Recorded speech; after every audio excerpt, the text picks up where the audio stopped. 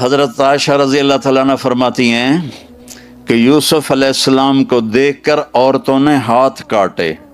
ہے نا واقعہ کہ جب وہ زلیخا نے عورتوں کے ہاتھوں میں چاقو دیے، سیب دیے اور یوسف علیہ السلام نے کہا نکلو، تو جب انہوں نے دیکھا تو وہ سیب کاٹنے کی بجائے یا جو بھی پھل تھا اپنے ہاتھ کاٹنے لگے اور انہیں پتہ بھی نہ چلا.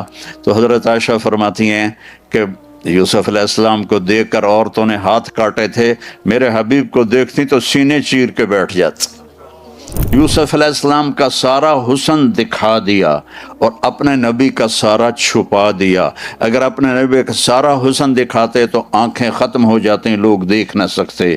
یہ ہے محمد الرسول اللہ. آپ کو صرف دو آدمی دیکھ سکتے تھے، ایک ابو بکر اور ایک عمر، بس. باقی آپ کے ان دو کے سوا کوئی آپ کو دیکھ نہیں سکتا تھا.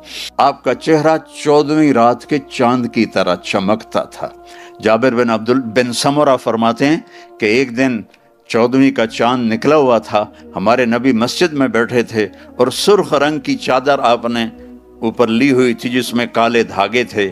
تو وہ فرماتے کبھی میں چاند کو دیکھتا اور کبھی میں آپ کو دیکھتا تو مجھے آپ کا چہرہ چاند سے زیادہ خوبصورت نظر آتا تھا. یہ ہمارے نبی ہیں، ان کی غلامی میں آ جاؤ، ان کی، پھر چاہے ونڈا میں رہو چاہے مدینے میں رہو، جنت پکی ہے انشاءاللہ.